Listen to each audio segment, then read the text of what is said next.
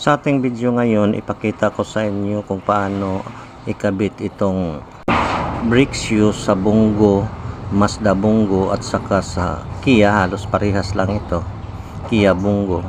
At paano rin natin pagaganahin ang ating handbrake.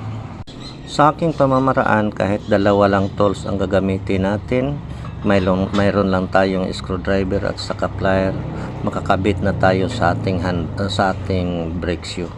Sana panoorin nyo ang video nito hanggang matapos.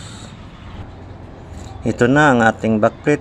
Yang nakikita nyo yung butas, dyan natin ipapasok tong ating handbrake mechanism. Wala naman yung lock sa ilalim, basta maplastar nyo lang yan, sitting na yan siya. At ang brake shoe na niya ang humawak, ang mag-ipit para hindi siya matanggal. Pagkatapos, dito na natin ilagay ang brake shoe. I-plaster lang na natin dahil lagyan natin siya ng kanyang pin at lock.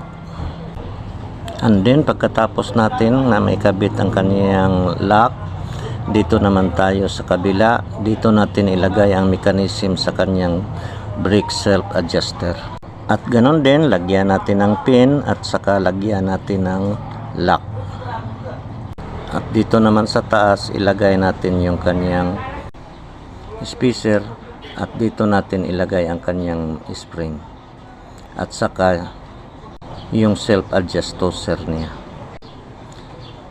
So kompleto na siya lahat. I-testing natin kung mag-handbrake ba siya. Yun, nakikita nyo gumagana naman. At dito matapos na ang ating